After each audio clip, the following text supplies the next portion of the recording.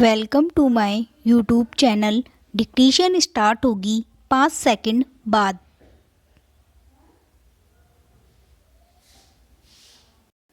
सभापति महोदय, मैं प्राय श्रमिकों की प्रतिनिधि मंडलों, सार्वजनिक क्षेत्र के प्रतिनिधियों, मालिकों और प्रबंधकों के प्रतिनिधियों आदि से मिलती रही हूँ, लेकिन मैं समझती हूँ कि मैं पहली बार इन सब से एक साथ मिल रही हूँ और मुझे कोई संदेह नहीं कि ऐसी बैठकें उपयोगी होती हैं। कल लोकसभा में जब मैंने कहा था शीर्ष संस्था ने कुछ समस्याओं का हल खोज निकाला है, तो विपक्ष की ओर से जोर शोर से प्रतिवाद किया गया था कि एक भी समस्या का समाधान नहीं किया गया है। मुझे नहीं मालूम कि तथ्य क्या है, लेकिन यह स्पष्ट है कि अगर आप इन समस्याओं को हल नहीं कर सकते तो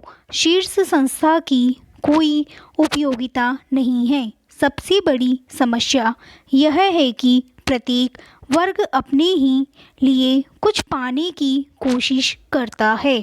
यह सही है कि प्राय कारखानों की मालिकों ने कुछ संकीर्ण दृष्टिकोण अपनाया है और हम सब जानते हैं कि अधिक लाभ कमाने के चक्कर में और भी शीघ्रातिशीघ्र कारखाने को ठीक ठाक बनाए रखने की ओर पर्याप्त ध्यान नहीं दिया गया है और उसको आधुनिक रूप नहीं दिया गया है।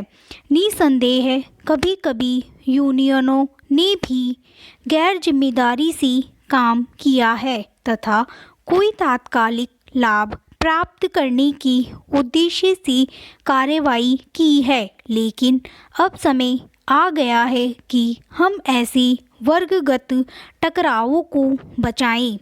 यह केवल ज़्यादा उत्पादन के लिए ही आवश्यक नहीं है, बल्कि इस वास्तविक अनुभूति के कारण भी है कि अन्य देशों के साथ साथ भारत भी एक गंभीर आर्थिक संकट के दौर से होकर गुजर रहा है। हमें केवल यह सोचकर आत्मसंतुष्ट नहीं हो जाना चाहिए कि हमने मुद्रास्फीति को नियंत्रित रखने में और कुछ क्षेत्रों में उत्पादन बढ़ाने में सफलता पाई है। बाहरी प्रतिस्पर्धा वास्तव में घटने की जगह बढ़ने जा रही है। अंतर्राष्ट्रीय क्षेत्र में अन्य कठिनाइयाँ भी और बढ़ने वाली हैं, इसलिए हमें उस स्थिति के लिए अपने आप को तैयार करना है। पहले से ज़्यादा एकता स्थापित करने का प्रयास करना है तथा प्रत्येक वर्ग को अन्य वर्गों के हितों को ध्यान में रखकर काम करना है। यद्यपि जैसा कि मैंने कहा, ऐसे मामले हुए हैं जबकि श्रमिक नेताओं को विभिन्न यूनियनों को हड़ताल करने के लिए तैयार करने में सफलता मिली है। आपातकाल के बाद श्रमिक वर्ग ने सहयोग का दृष्टिकोण दिखाया है।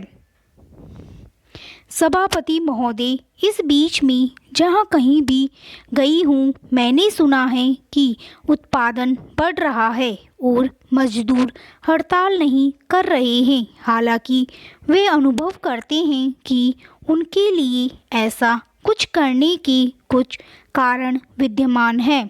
इसके विपरीत जबरी छुट्टी और छटनी आदि की घटनाएं हुई हैं तथा जैसा कि मेरे सहयोगी श्रम मंत्री जी ने कल या परसों घोषणा की थी, हम इसके बारे में शीघ्र कानून बनाने जा रहे हैं। लेकिन कानून से प्रत्येक समस्या का वास्तविक हल नहीं निकल सकता।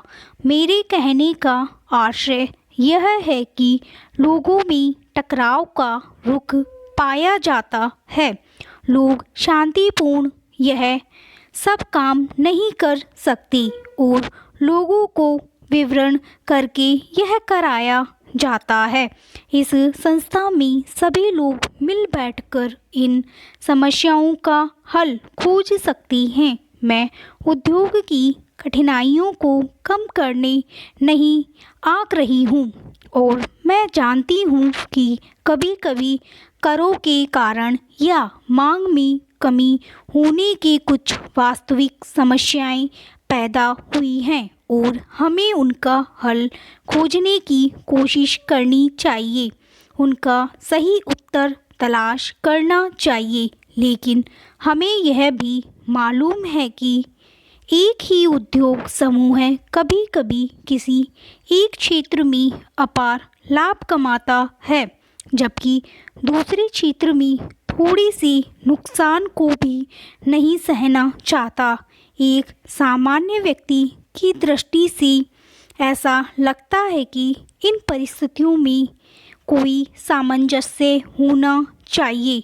अभी तो अगर आप किसी भी एक उद्योग में, जैसे कपड़ा उद्योग में मोटा मुनाफा कमाते हैं और कपड़ा उद्योग वालों ने ही स्वीकार किया कि उन्हें ऐसा लाभ हुआ था, तो अगर अगली बार लाभ कुछ कम हो तो शोर शराबा मच जाता है, लेकिन ऐसा तो होगा ही। मेरे कहने का तात्पर्य यह है कि लाभ हमेशा ही कुछ ऊंचे स्तर का नहीं होगा और शायद यह ठीक ही है कि वह एक विशेष स्तर से ऊपर न जाए। इसलिए इन समस्याओं को दो चरणों में देखना होगा। एक तो तात्कालिक समस्याओं की दृष्टि से जो लगातार उठ रही हैं।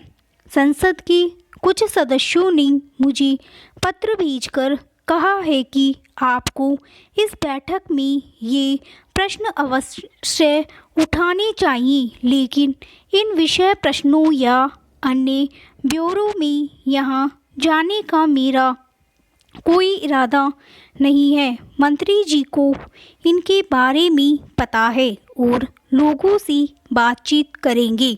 स्टॉप। आपको ये डिक्टेशन अच्छा लगा हो तो प्लीज़ चैनल को लाइक करें, सब्सक्राइब करें और बेल आइकन पर क्लिक करें।